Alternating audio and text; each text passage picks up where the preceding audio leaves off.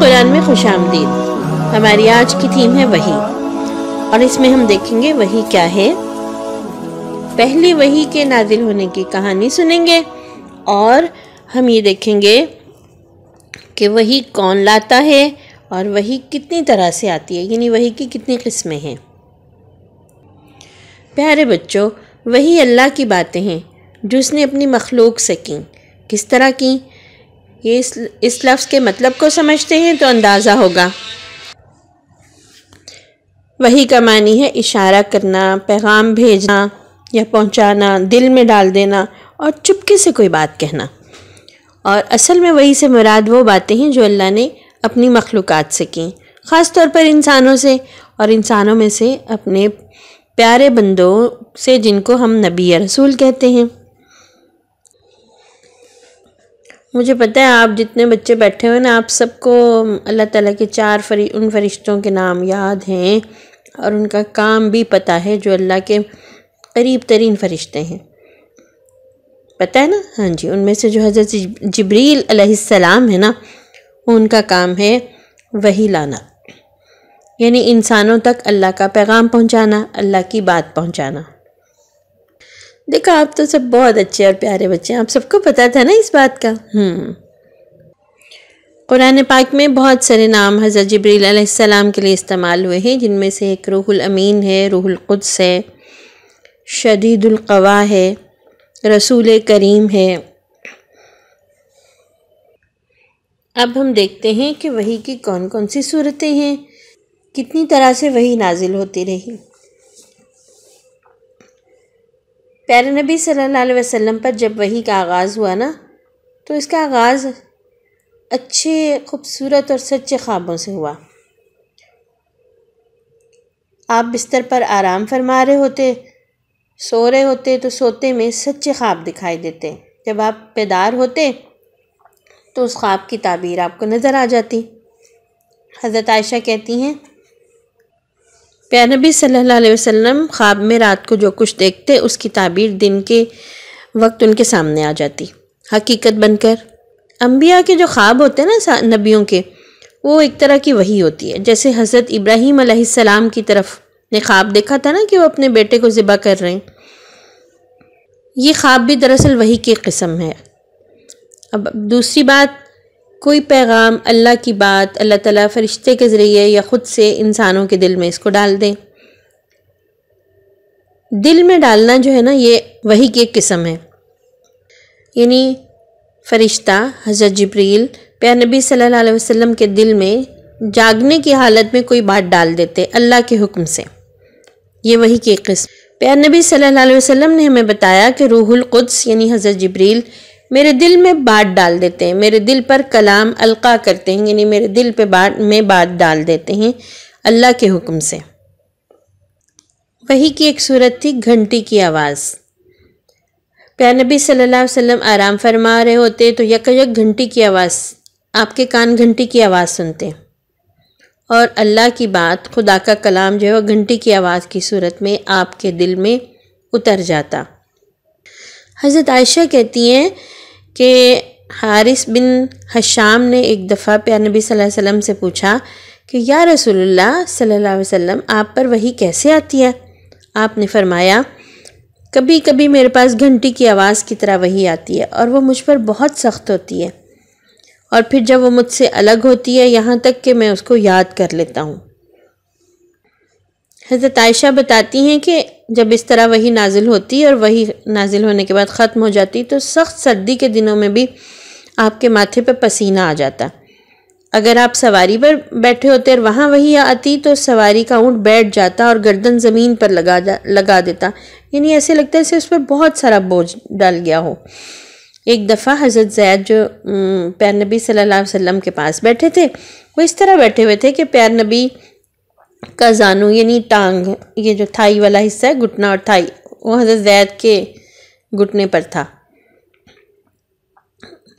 جیسے دو دوست آپس میں بیٹھتے ہیں نا، اس طرح کے وہ ٹانگ کا تھوڑا سا حصہ جس میں ہماری ران ہے، پنڈلی ہے، گھٹنا ہے، یہ حصہ دوسرے کی ٹانگ پر ہم رکھ لیتے ہیں، اس طرح وہ بیٹھے ہوئے تھے۔ تو حضرت زید کہتے ہیں کہ مجھے جب پیارے نبی صلی اللہ علیہ وسلم پر وحی آئی تو مجھے ایسے لگا جیسے میرا زانو یعنی میرے ٹانگ ٹوٹ جائے گی، اتنا مجھے بوجھ محسوس ہوا۔ اور وہی کی ایک صورت یہ ہے کہ کبھی کبھی پیارے نبی صلی اللہ علیہ وسلم صحابہ کرام کے پاس بیٹھے ہوتے، اس طرح جھمگٹا بنا کے، اس طرح جھرمٹ بنا کے بیٹھے ہوتے جیسے چاند ستاروں کے جھرمٹ میں ہوتا ہے، یعنی پیارے نبی کے آس پاس جتنے صحابہ ہوتے وہ بھی خوبصورت ستاروں کی طرح نظر آتے اور ایسے لگتا ہے جیسے ان کے درمیان میں پیارے نبی ایک چاند کی طرح ہیں۔ تو حضرت جبریل امین کسی انسان کا روپ دھار کر آپ کے پاس آتے اور آپ کے قدموں میں بیٹھ جاتے اور آپ سے بات کرتے، وہ جو بات کرتے وہ وہی ہوتی، اس کو آپ سمیت سارے صحابہ کرام بھی سن لیتے۔ حدیث سے ہمیں پتہ چلتا ہے کہ پیارے نبی کے ایک جان نثار صحابی تھے حضرت دہیہ کلبی، حضرت جبریل نہ ان کی شکل میں بھی وحی لے کر آتے تھے۔ اس کے علاوہ بچوں، وحی کی ایک صورت یہ بھی ہے کہ اللہ تعالیٰ فرشتے کے واسطے کے بغیر براہ راست کسی نبی سے بات کرے، جیسے اللہ تعالیٰ نے حضرت موسیٰ سے کی ہے نا۔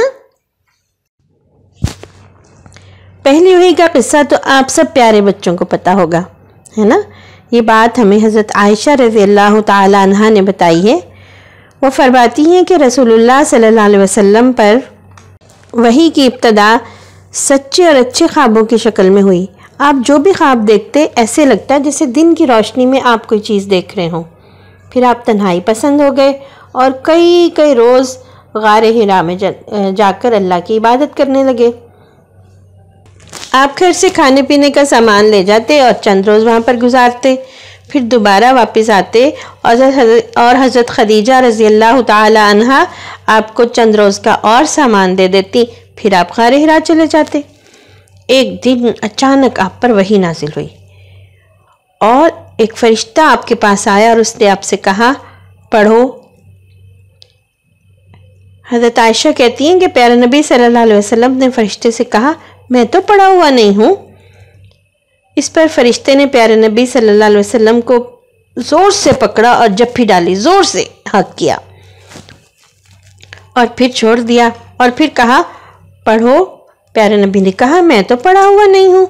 پھر اس نے دوبارہ پیارے نبی کو ہک کیا زور سے، پھر اس نے چھوڑ دیا اور کہا پڑھو۔ پیارے نبی نے پھر کہا میں تو پڑھا ہوا نہیں ہوں۔ اس نے تیسری مرتبہ پیارے نبی صلی اللہ علیہ وسلم کو ہک کیا اتنی زور سے کہ پیارے نبی کی بس ہو گئی، پھر اس نے چھوڑ دیا اور کہا اقرا بسم ربک الذی خلق، اور پھر پہلی 5 آیات فرشتے نے پڑھی۔ حضرت عائشہ کہتی ہیں کہ پیارے نبی صلی اللہ علیہ وسلم وہاں سے کانپتے رستے ہوئے واپس گھر پہنچے اور حضرت خدیجہ کو جا کر بتایا کہ کیا ہوا۔ حضرت خدیجہ سے کہا مجھے کچھ چادر اڑا دو جلدی سے۔ حضرت خدیجہ نے جب دیکھا کہ آپ کا ڈر دور ہو گیا تو پھر آپ سے ساری تفصیل پوچھی۔ پیارے نبی نے حضرت خدیجہ کو ساری بات بتائی۔ پیارے نبی ڈر گئے تھے بچوں فرشتے کو دیکھ کر۔ حضرت خدیجہ ان کو اپنے کزن کے پاس لے کر گئی، ان کا نام تھا ورقہ بن نوفل۔ وہ اچھے علم والے آدمی تھے اور بہت بوڑھے اور نابینا تھے، یعنی ان کی نظر چلی گئی تھی، انہیں اب نظر نہیں آتا تھا بڑھاپے کی وجہ سے۔ حضرت خدیجہ نے اپنے کزن سے کہا کہ بھائی جان ذرا ان سے ساری بات سنیے۔ انہوں نے پیارے نبی صلی اللہ علیہ وسلم کی ساری بات سنی اور پھر کہا کہ یہ وہی فرشتہ ہے جو اللہ نے حضرت موسیٰ علیہ السلام کے پاس بھیجا تھا۔ کاش میں زندہ رہوں اور میں آپ کی مدد کر سکوں۔ اگر میں جوان اور طاقتور ہوتا اور اس وقت تک زندہ رہتا جب آپ کی قوم آپ کو نکال دے گی تو میں آپ کی ضرور مدد کرتا۔ پیارے نبی نے حیران ہو کے کہا کیا یہ لوگ مجھے نکال دیں گے، میرے اپنے وطن کے لوگ؟ ورقہ نے کہا ہاں، کبھی ایسا ہوا نہیں کہ جو کوئی شخص اس طرح کی چیز لے کر آیا ہو جو آپ لائے ہیں، یعنی جو وحی کے ذریعے آپ تک اللہ کی بات پہنچی ہے نا، وہ کسی بھی نبی پر آئی ہو تو لوگوں نے اس سے دشمنی نہ کی ہو۔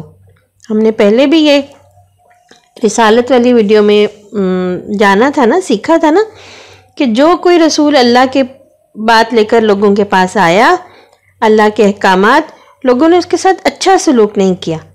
تو یہی بات ورقہ نے بتائی کہ اگر آپ کے زمانے میں جب آپ لوگوں کے سامنے اس مشکل کا سامنا کریں گے، میں زندہ رہا تو پھر میں آپ کا ساتھ دوں گا۔